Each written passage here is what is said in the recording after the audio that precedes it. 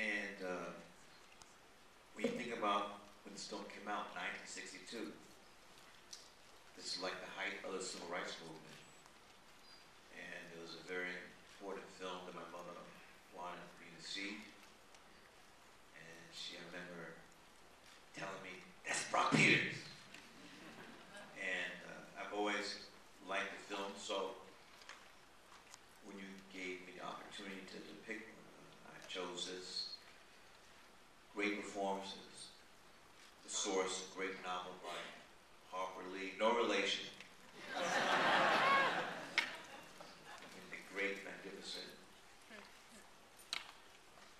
Gregory Peck.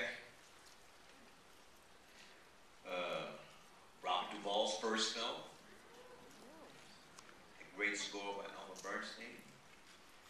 And I think it has one of the most fantastic opening credit sequences. Really sets up, it does what opening credit sequence should do. So people should please pay attention. If you haven't seen it, pay attention to opening credit sequence, because it's more, opening credit for me, opening credit sequence should be more than telling you who is in it. You gotta do that contractually, but use that time to get the audience in the mood, let them know what they're about to see for the next amount of time they're gonna sit there and watch it. One of the other great things about this film that I want people to be aware of, that I think is so important, is it was all filmed on a studio lot in Universal City, California. And you would swear to God they'd gone on location somewhere. It shows the genius of those art directors and set decorators and what they could create in Hollywood. Yeah. Henry Bumstead. Yeah. Production. So incredible. Absolutely incredible. And also, as he said, the wonderful cast, and also the narrator, the voice that you will hear of the young Girl Scout as the older woman narrating was the great Kim Stanley, wonderful actress, and perfect voice for it. This also, I think, is one of the great examples of how important casting is, because when it was first brought to Universal, it was originally going to be done with Rock Hudson, who was a very good actor, but it would have been a totally, no, it's just say that they got it right, so right with the casting right down the line. Well, casting is, I mean, that really is a great factor whether the film's successful or not, and it's hard to imagine anyone besides Gregory Peck who played Mr. Finch.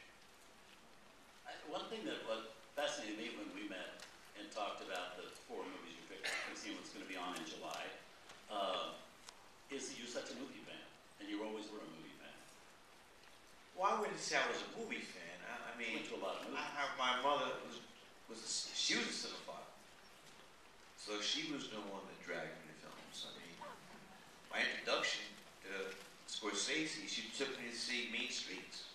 I know who Martin Scorsese. I mean, half the stuff I didn't want to go. But every time I would say thank you for taking me. So my mother understood.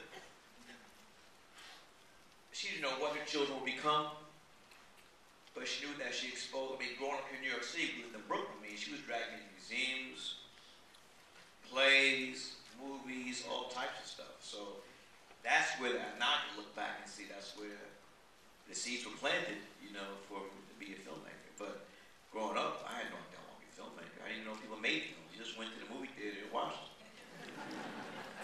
Now, besides making film, you also teach, and I think we have 30 of your students from NYU. Where are you? Stand up, yes. Recognize, represent NYU grad film.